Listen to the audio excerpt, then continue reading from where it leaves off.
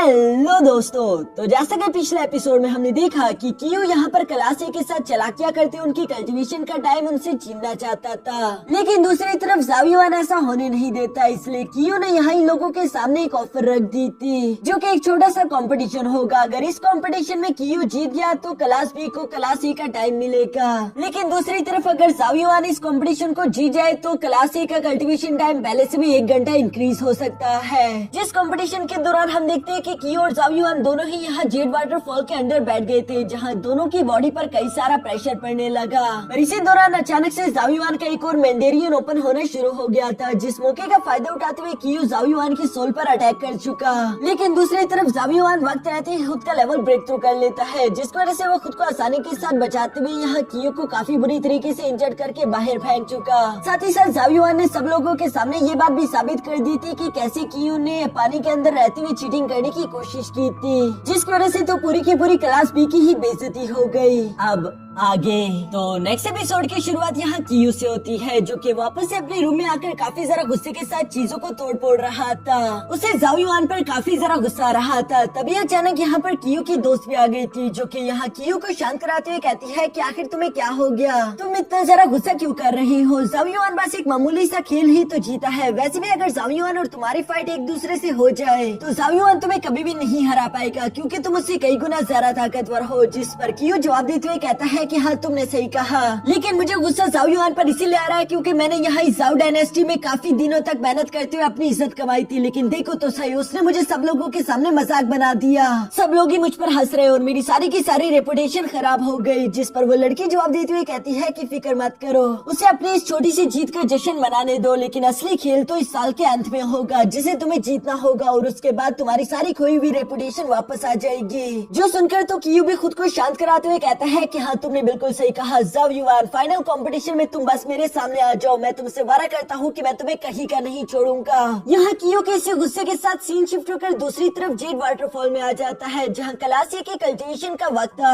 Yangtze अपने master टियानियंग को बता रहा था कि जब से ज़ाओयुआन ने हमारे क्लास ए के लिए कंपटीशन जीतते हुए कियो को हराया है, तब से हमारे डिसाइपल पहले से काफी ज्यादा मोटिवेट हो गए। उन लोगों का ये जज्बा उन्हें जेड वाटरफॉल में और ज्यादा वक्त गुजारने की हिम्मत दे रहा है। तभी अचानक हम देखते हैं कि जेड वाटरफॉल में रोशनी चमकना शुरू हो गई थी और सिमी तेजी के साथ निकलकर बाहर आ जाती है, जिसे देखकर तो बाहर मौजूद सब लोग ही काफी जरा हैरान हो गए थे, क्योंकि सिमी ने यहाँ पर अपने 5th मेंडेरियन को ओपन कर लिया था। और उसके इस ब्रेक थ्रू को देखकर तो मास्टर टियानियंग भी काफी जरा एक्साइटेड होते हुए कहते हैं कि ये बहुत ही ज्यादा टैलेंटेड है। जेड वाटरफॉल के अंदर बैठे हुआ ज़ाओयुआन भी यहाँ पर बाहर सिमी की ये सारी तारीफें सुन रहा था, इसलिए वो अपने मन में कहता है कि सिमी वाकई में टैलेंटेड है, लेकिन मैं चाहकर भी उसे पीछे नहीं रह सकता, मुझे और ज्यादा कड़ी मेहनत करनी होगी। ये कहते साथ ही वो भी अपने मेंडेरियन को ओपन करने के लिए कोशिशें करना शुरू कर देता है। बाहर की तरफ मास्टर टियानियंग और यांगजी दोनों ये सब देख रहे थे और वो लोग ज़ाओयुआन के बारे में बातें करते हुए कहते हैं कि बेशक ज़ाओयुआन काफी ज्यादा टैलेंटेड है, लेकिन अफसोस की बात है कि वो अब तक अपने सिर्फ 3 ही मेंडेरियंस को ओपन कर पाया, जबकि असल में उसकी कल्टीवेशन तो हम सबसे ज्यादा होनी चाहिए थी। मास्टर टियानियंग भी उसकी सारी बातें खामोशी के साथ सुन रहे थे। साथ ही वो यहाँ पर अपने डिसाइपल से कहते हैं कि चलो हमारा जेड वाटरफॉल वाला वक्त पूरा हो गया, अब हमें यहाँ से चलना होगा। जिस पर यांगजी भी अपनी पूरी क्लास को आवाज देते हुए कहता है कि हम लोगों के यहाँ से जाने का वक्त आ चुका है, चलो जल्दी जल्दी जेड वाटरफॉल से बाहर आ जाओ। जो सुनकर सारे के सारे डिसाइपल बिल्कुल ऐसे ही करते हैं और वो लोग फौरन से जंप करते हुए जेड वाटरफॉल से बाहर आ गए। यहाँ पर सब लोग हार मानते वहाँ से जाने वाले थे, लेकिन सिमी को अभी भी ज़ाओयुआन पर पूरा भरोसा था। तभी अचानक हम देखते हैं कि जेड वाटरफॉल के अंदर दोबारा से रोशनी ने चमकना शुरू कर दिया, जो देखकर सिमी चिल्लाते हुए कहती है कि शायद ज़ाओयुआन का ब्रेक थ्रू होने वाला है, और उसकी ये बात बिल्कुल सच थी, क्योंकि तभी अचानक हम देखते हैं कि ज़ाओयुआन ने तेजी के साथ जेड वाटरफॉल से बाहर जंप कर दिया। और बाहर आते ही सब लोग ये देखकर काफी ज्यादा सरप्राइज हो गए थे कि ज़ाओयुआन ने पूरे अपने 4 मेंडेरियंस ओपन कर लिए। उसने एक दिन में 2 मेंडेरियंस ओपन किए हैं, जो कि काफी ज्यादा बड़ी बात थी। इसलिए जब नेक्स्ट सीन में ज़ाओयुआन अपनी फैमिली के साथ मिलकर खाना खा रहा था तो उसके फादर काफी ज्यादा खुश थे और वो ज़ाओयुआन की तारीफ करते हुए कहते हैं कि शाबाश मेरे बेटे, मुझे तुमसे यही उम्मीद थी, तुम हमारे ज़ाओ फैमिली के एक ड्रैगन प्रिंस हो, इसी वजह से तुम इतनी तेजी के साथ अपनी कल्टीवेशन कर पा रहे हो, मुझे तुम पर नाज है। लेकिन ज़ाओयुआन तो काफी ज्यादा उदास दिखाई दे रहा था जो कि उसकी मॉम समझ गई। इसलिए वो सवाल करते हुए कहती है कि जाओ युआन, आखिर तुम्हें क्या हुआ, तुम खाना क्यों नहीं खा रहे?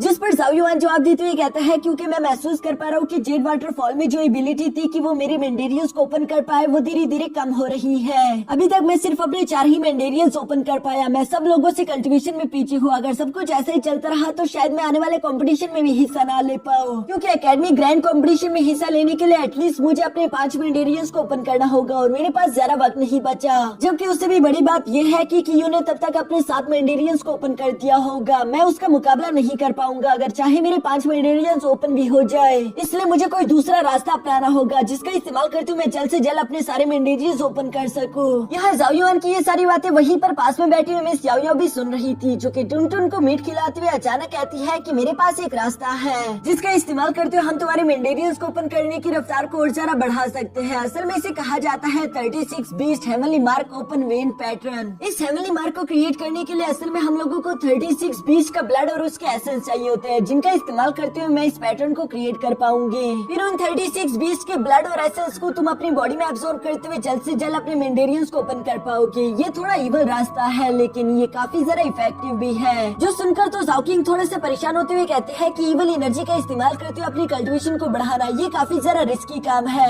मिस याओ याओ तो काफी क्यूट तरीके से टुनटुन को यूं ही मीट खिलाती जा रही थी। साथ ही साथ वो यहाँ पर जाओ किंग को जवाब देते हुए कहती है कि हाँ आपने बिल्कुल सही कहा, ये रास्ता बेशक मुश्किल होगा क्योंकि अगर कोई भी इंसान इस तरीके से कल्टीवेशन करने की कोशिश करे और उसकी सोल कमजोर हो तो वो इवल एनर्जी उस पर काबू कर सकती है। इसलिए जाओ युआन तुम्हें पहले ही मालूम होना चाहिए कि अगर इवल बॉडी ने तुम्हारे ऊपर कब्जा कर लिया तो हो सकता है कि तुम्हारी जान भी चली जाए। ये सुनकर तो मिस किनियो को काफी बड़ा झटका लगा। वो अपने बेटे के लिए फिक्रमंद होते हुए कहती है कि मिस याओ याओ जरा शांत हो जाओ, तुम्हें सोच समझ कर बात करनी चाहिए। दूसरी तरफ जाओ युआन भी खामोशी के साथ थोड़ी देर सोचता है और फिर वो जवाब देते हुए कहता है कि मॉम मुझे ये खतरा लेना ही होगा। मैंने खुद इस कल्टीवेशन के रास्ते को चूज करा है जो कि खतरों से भरा होगा। अगर मैं इन चंद बीस का भी सामना न कर पाऊँ तो फ्यूचर में आने वाले उन बड़े से खतरों का मैं कैसे मुकाबला करूंगा। जो सुनकर तो जाओ किंग भी खुश होते हुए कहता है कि शाबाश मेरे बेटे, तुमने बिल्कुल सही कहा। मैं कल ही अपने कुछ सिपाहियों को डार्क फॉरेस्ट में भिजवा दूंगा जो कि 36 बीस्ट के ब्लड एसेंस को कलेक्ट करके यहाँ ले आए। लेकिन दूसरी तरफ जाओ युआन अपने फादर को जवाब देते हुए कहता है कि नहीं, आपको ऐसा करने की कोई जरूरत नहीं क्योंकि मैं चाहता हूँ कि उन 36 बीस्ट का शिकार मैं खुद करूँ। जिस पर मिस याओ याओ भी जाओ युआन का साथ देती है। वो कह रही थी कि हाँ जाओ युआन तुमने बिल्कुल सही कहा क्योंकि तुम्हें भी कॉम्बैट एक्सपीरियंस अच्छे से आना चाहिए, वरना अगर तुम यूं ही लगातार अपनी पावर्स को बढ़ाते रहे तो एक दिन तुम ऐसे इंसान बन जाओगे जो कि पावर्स तो है लेकिन कॉम्बैट एक्सपीरियंस में बिल्कुल लो होगा।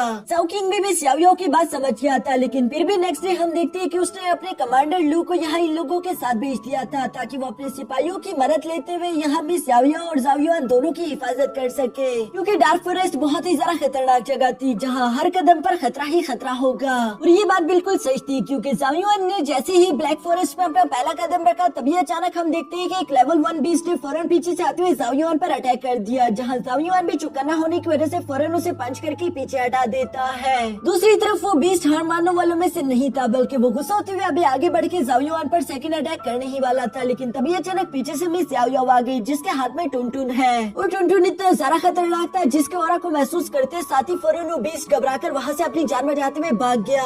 जाओ युआन को भी समझ आ गया था कि टुनटुन यकीनन जो दिखती है वो बिल्कुल भी नहीं। दूसरी तरफ हम देखते हैं कि जाओ युआन ने यहाँ मिस याओ याओ से कह दिया था कि ये जगह काफी ज्यादा अच्छी है, हम लोगों को यहीं पर टेंट लगा लेना चाहिए, जिस पर मिस याओ याओ एग्री हो गई। इसलिए हम देखते हैं कि कमांडर लू और उनके सिपाही मिलकर वहाँ टेंट्स लगाना शुरू कर देते हैं। दूसरी तरफ जाओ युआन मिस याओ याओ को बताता है कि मैं आगे जाकर कुछ बेस्ट का शिकार करना चाहता हूँ, मैं कमांडर लू और उनके सिपाहियों को यहाँ पर छोड़ दूंगा ताकि वो तुम्हारी हिफाजत कर सके। मिस याओ याओ से जवाब देते हुए कहती है कि मेरी फिक्र मत करो, मेरी हिफाजत करने के लिए टुनटुन ही काफी है। जो सुनकर जाओ युआन मुस्कुराते हुए वहाँ से आगे की तरफ रवाना हो गया। नीचे की तरफ हम लोग यहाँ सिटी में देखते हैं कि की मेंशन से 2 चोर निकलकर तेजी के साथ पूरे टाउन में हंगामा मचाते हुए सीधे ब्लैक फॉरेस्ट की तरफ ही भागते हुए जा रहे थे। उन चोरों को पकड़ने के लिए की मेंशन के सिपाही चारों तरफ हंगामा मचाते हुए उन्हें पकड़ने की कोशिश तो करते हैं, लेकिन फिर भी वो इन चोरों को पकड़ नहीं पाते और वो उनसे भागते हुए सीधा ब्लैक फॉरेस्ट की तरफ चले गए। जबकि असल में ये सब कुछ तो कियो की चाल थी क्योंकि कियो को यहाँ खबर मिल चुकी थी कि जाओ युआन ब्लैक फॉरेस्ट में जा चुका है।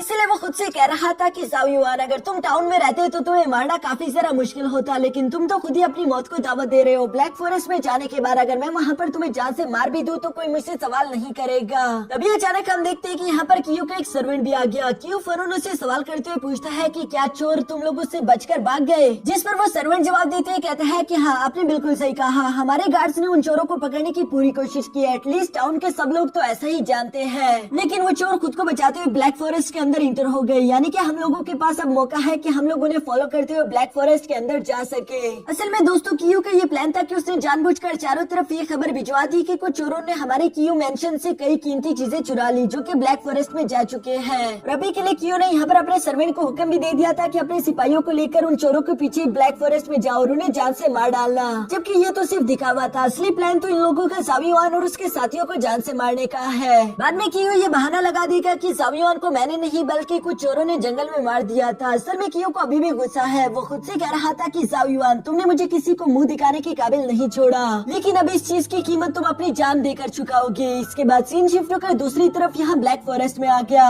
जहाँ पर ज़ाओयुआन की फाइट उससे लेवल 1 के हॉर्न बीस्ट के साथ हो रही थी। वो हॉर्न बीस्ट तेजी के साथ आगे बढ़ते हुए ज़ाओयुआन पर हमला करने की कोशिश करता है, लेकिन दूसरी तरफ ज़ाओयुआन की रफ्तार उससे कई ज्यादा तेज थी, इसलिए वो आसानी के साथ उसके हर एक हमले को डॉज करने के साथ साथ उसे बहुत ही बुरी तरीके से पीट भी रहा था। यहाँ पर हम देखते हैं कि ज़ाओयुआन ने एक न्यू टेक्निक सीखी थी जिसे वो ड्रैगन टैबलेट का नाम देता है, और इस टेक्निक का इस्तेमाल करते हुए आसानी के साथ इस लेवल 1 की बीस्ट को हरा चुका। और तभी अचानक हम देखते हैं कि वहाँ पर एक लेवल 6 के पाइथन ने तेजी के साथ पीछे से आते हुए ज़ाओयुआन पर अटैक कर दिया, जिसे डॉज करते हुए ज़ाओयुआन तेजी के साथ साइड पर जंप कर देता है। साथ ही साथ हम देखते हैं कि ज़ाओयुआन ने फरस से अपने टियानियन ब्रश को बाहर निकाल लिया, जिसे वो स्पेयर के इस तरह इस्तेमाल करते हुए तेजी के साथ उस स्नेक के हेड पर हमला कर देता है। वैसे तो कोई भी ब्रश काफी ज्यादा कमजोर होता है, लेकिन ये एक मैजिकल वेपन टियानियन ब्रश है जिसे ज़ाओयुआन एक स्पेयर की तरह इस्तेमाल कर सकता है।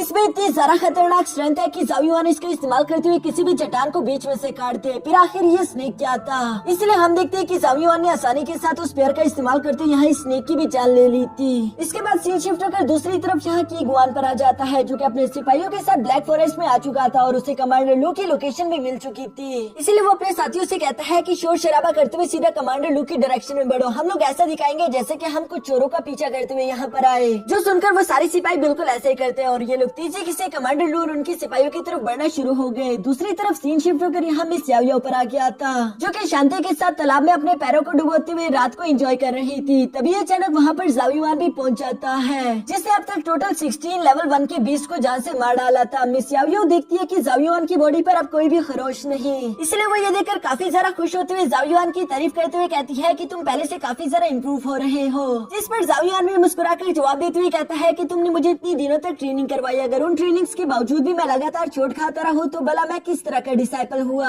जो सुनकर मिस याओयाओ मुस्कुराते हुए ज़ाओयुआन को यहाँ पर कुछ एनर्जी रिकवरी पिल भी दे देती है, ताकि ज़ाओयुआन अपनी एनर्जी दोबारा से रिकवर कर सके। जिन्हें एब्जॉर्ब करने के बाद ज़ाओयुआन यहाँ एक बार फिर से रेडी होते हुए मिस याओयाओ को बताता है कि मैंने टोटल 16 बीस्ट को जान से मार डाला, मुझे टोटल 20 बीस्ट और का शिकार करना होगा, तुम यहीं पर रुककर मेरा इंतजार करना। जो कहने के बाद ज़ाओयुआन एक बार फिर से वहाँ से रवाना हो गया। दूसरी तरफ सीन शिफ्ट होकर यहाँ कमांडर लू और उनके साथियों पर आ जाता है, जो कि काफी अच्छे से ज़ाओयुआन और मिस याओयाओ पर नजर रखे हुए थे, लेकिन अचानक उन्हें पीछे से की गुआन की एनर्जी महसूस हो गई और वहाँ पर अपना ध्यान लगाने की वजह से हम देखते हैं कि उन दोनों चोरों को यहाँ रास्ता मिल गया। इसलिए वो कमांडर लू को चकमा देते हुए फौरन यहाँ मिस याओयाओ और ज़ाओयुआन की तरफ बढ़ चले, जबकि पीछे की तरफ से की गुआन को देखकर कमांडर लू कहता है कि आखिर तुम लोग यहाँ पर क्या कर रहे हो। जिस पर तो की गुआन हंसते हुए जवाब देकर कहता है कि ये तो है कमांडर लू, मैंने एक्सपेक्ट नहीं किया था कि इस तरह से मेरी तुम्हारे साथ मुलाकात हो सकती है। जिस पर कमांडर लू एक बार फिर से सीरियस होकर कहते हैं कि मेरे सवाल का जवाब दो। की गुआन जवाब देते हुए कहते हैं कि असल में हमारे की मेंशन में चोरी हो गए, जो चोर सीधा ब्लैक फॉरेस्ट में इसी रास्ते में आए और हम उन्हें ढूंढते हुए यहाँ पर आए हैं। ये सुनकर कमांडर लू कहते हैं कि मजाक करना बंद करो, किसी में भी इतनी हिम्मत नहीं कि वो की मेंशन में चोरी कर सके। जिस पर की गुआन जवाब देते हुए कहता है कि पूरे टाउन को ये बात मालूम है, जाकर वरना पूछ लो। और वैसे भी हमारे की किंग की बहुत ज्यादा खास चीज चोरी हो चुकी है, उन्होंने हमें स्ट्रिक्ट ऑर्डर दिया कि जब तक हम उन चोरों को पकड़ ना ले वापस ना आए, हमें उन चोरों को एक बड़ी से बड़ी सजा देनी ही होगी, वरना की किंग हमें नहीं छोड़ेंगे। जिस पर कमांडर लू जवाब देते हुए कहता है कि अपनी ये बकवास बंद करो, मैं अपने सिपाहियों के साथ यहाँ पर पहरा दे रहा हूँ, मैंने किसी चोर को यहाँ पर नहीं देखा। इस वक्त सिर्फ योर मैजेस्टी यहाँ पर आया है जो कि ट्रेनिंग कर रहे हैं, इसलिए मैं तुम लोगों को आगे जाने की इजाजत नहीं देता, यहाँ से वापस पलट जाओ। लेकिन की गुआन तो इस मौके का फायदा उठाते हुए कहता है कि कहीं ऐसा तो नहीं कि चोरों से तुम्हारा भी कोई लेना देना हो और तुम उन्हें प्रोटेक्ट कर रहे हो। यही बहाना लगाते हुए उसने फौरन अपने सिपाहियों को फाइट के लिए तैयार करवा दिया। दूसरी तरफ कमांडर लू यहाँ पर अपने मन में कहता है कि सानवी ने तो मुझे बुरी तरीके से फंसा दिया, मैं योर मैजेस्टी के होते हुए इन लोगों को आगे जाने नहीं दे सकता, और दूसरी तरफ अगर मैं आगे ना जाने दूं तो ये लोग भी बहाना लगाते हुए हम पर हमला कर देंगे और हमारी ही गलती साबित करेंगे। दूसरी तरफ सीन शिफ्ट होकर यहाँ उन दोनों चोरों पर आ जाता है, जहाँ पर हम देखते हैं कि छोटे का नाम था टोंग और दूसरा उसका लीडर था।